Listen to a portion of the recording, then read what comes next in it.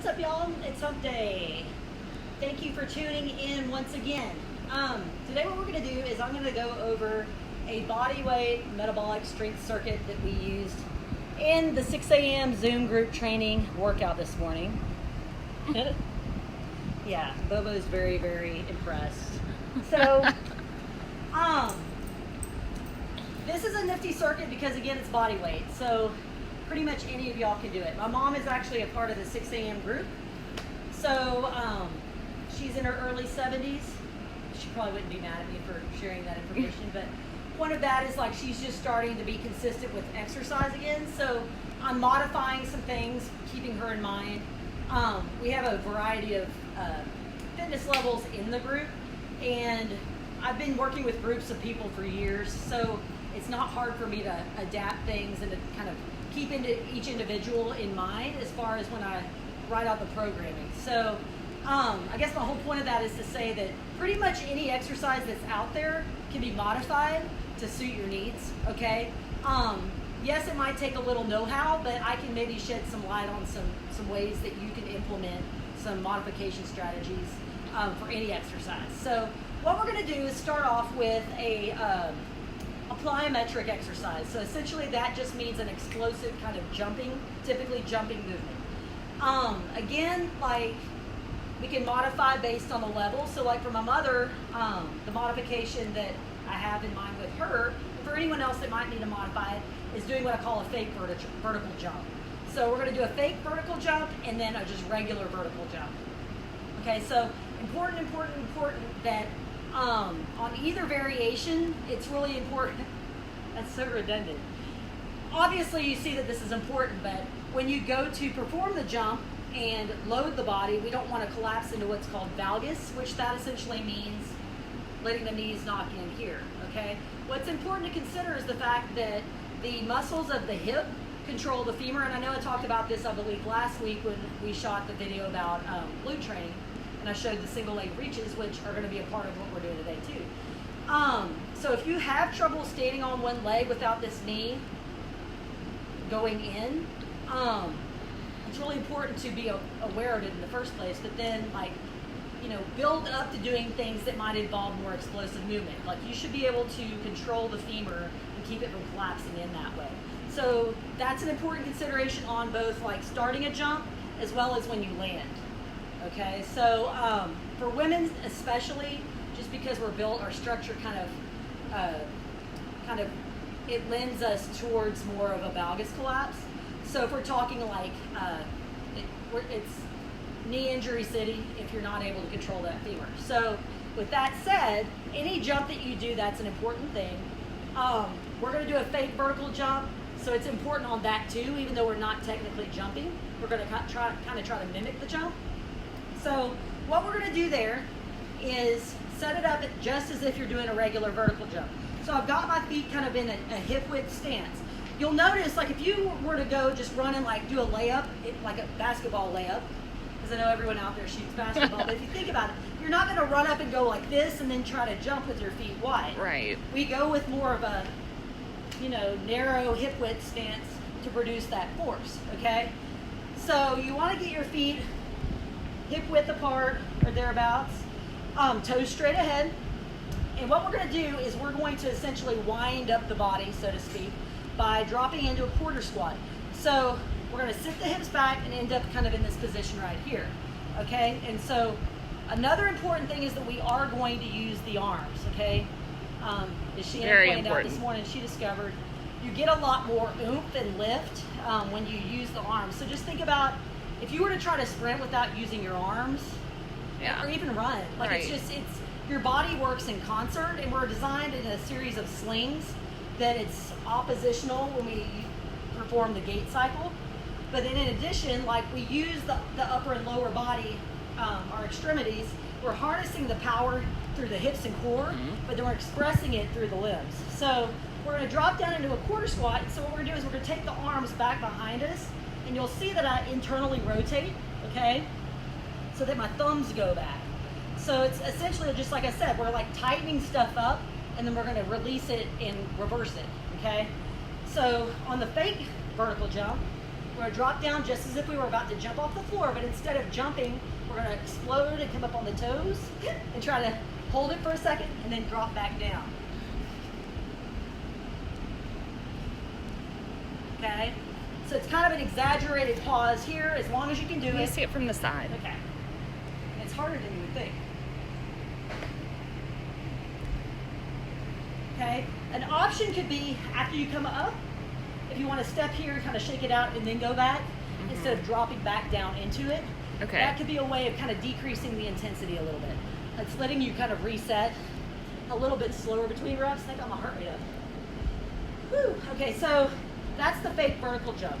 So we did 5 of those, okay? So the option is fake vertical jump or vertical jump, 5 of whichever option you choose. So if you're doing a vertical jump, it's gonna look just like I thought he was right behind me. We're gonna load it and then land it. So you'll see when I land it, I absorb it. Soft landing. Okay, yeah, I don't even want to try to show. Don't. If you're loud when you land, that's a sign. If you want to try to be like a ninja is what I say. Be quiet. So what we're doing when we do plyometric work, even if it's the fake one, is we're teaching the body how to create force, produce force basically, and then absorb it. So we're teaching the body how to essentially handle those forces. So this is important as we age because a lot of people don't continue to do like plyometric movement. Running is a light, like single leg plyometric. I mean, when you run, you're essentially hopping from one leg to the other. So as far as like a joint health perspective, it's important, connective tissue, all that good stuff. So we're teaching the body how to create force and then to absorb it. So if you don't have that ability, you're just kind of leaving it out on the table, so to speak. So I was showing a reset between the reps where I land it and then kind of go back down instead of a continuous series that way. That wasn't an option this morning, but it could be. Okay? Whew. I know. So what we did with this circuit, we did 4 rounds of it. I would say 3 to 4 rounds of it for those of y'all out there. But first exercise is that plyometric explosive movement. From this, we moved into a single leg reach, okay? Which again, I showed it last week on the glute training video. So if you didn't watch that, go back and I have all these on Instagram too. So Fit Pro Sarah, if you're not following me, but with the single leg reach, in here I use cones. I guess I'll just go with that. But at home, if you don't have these, you could use any sort of object. Basically, it's giving you something to reach your hand towards, okay? You don't need one, you can pretend, but it just kind of gives you a visual. So the options here are gonna be 8 to 10 on each leg, okay, regardless of what you do. But first option is gonna be an anterior reach, which that just means for reaching in front of the body. We're gonna do this in a staggered stance or sprinter stance. So you're gonna take your left foot back and use it as kind of a kickstand, okay? So then what we're doing here is if our stance leg is our right leg, we're gonna reach with the left arm. So opposite. Yeah, so opposite. So again, back to that like cross body, gait cycle, all that good stuff. So important here, what we're gonna do, we're doing balance work. So you don't wanna rush through this stuff. It's quality over quantity every single time on any exercise, to be honest, but on balance work, if you're wobbling all over the place and just doing it sloppy, it's not going to help you get further along progress-wise. So slow down, and also too, when you slow down, it hurts more. But what we're gonna do is we're gonna sit back into the hips. So I'm pushing my hips back and reach towards the object, and then come back up. So I'm holding a good plank with my torso, and then I'm thinking about planking at the top. So I really feel this in my right hip and glute, okay? So that would be the first option right there. If you wanted to make this a little bit challenging with the same stance, what we would do is move the object to the outside of the foot, of the stance foot. And then this way, this is making you have to reach across the body instead of directly in front. So it puts a little bit more of a stretch and a winding up aspect, again, like I said on the vertical jump, winding that glute max up. So if you notice too, I'm trying to keep my knee aligned over the foot. I'm not collapsing inward. The neat thing too about the crossbody reach is if you do have a problem with collapsing in, not that you should chase ahead and try to get here too soon if you haven't mastered the regular anterior reach, but it's almost self-correcting in that it's really hard to collapse into valgus when you're reaching across the body because it pushes you this way. Okay, so that's kind of a neat little trick right there. So you've got those two options with the sprinter or staggered stance. So then the other two options would be to go to a single leg with the anterior reach. Woo! That's what you don't want to try to do. So reach it in. Whoop. Okay, if you needed to, you could tap this foot in between reps at the top, but don't be in a hurry where you're doing like this action. I hate this shit. Come all the way up, okay? Yeah. So that would be the first option on single leg, and then the second option would be the crossbody. So I'm roughly a foot away from the cone, or back behind the cone. I always tend to demonstrate on my left side, or my right side, because it's my good side, but then it gets tired. Yeah. So that's the crossbody reach on the single leg, okay?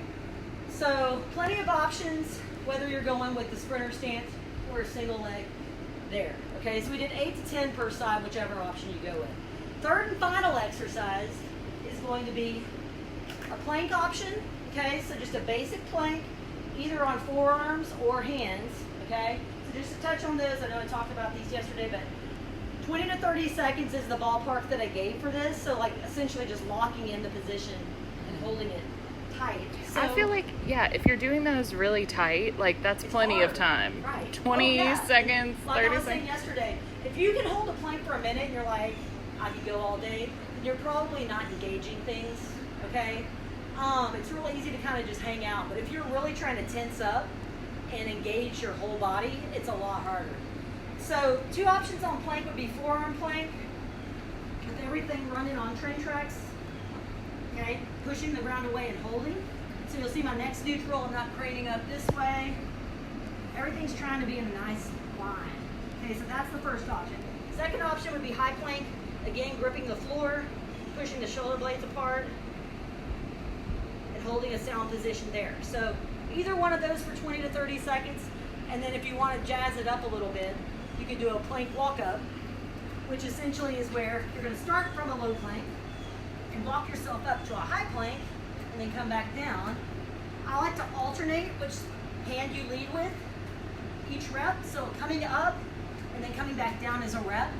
We did 6 to 8 of those if you go with that option. So that one's really, really good.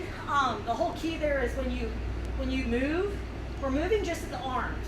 You don't want to rotate the hips. Like, it's real easy to do these sloppy. Okay, versus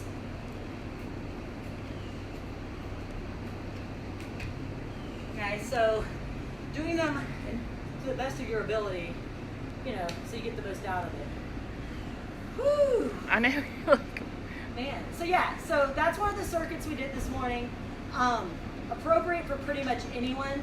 Of course, I say that, but take that with a grain of salt. Like, I don't know what kind of injuries, any advice I'm giving this way, I have to preface it, I guess, with saying, like, make sure you're cleared by a doctor to exercise.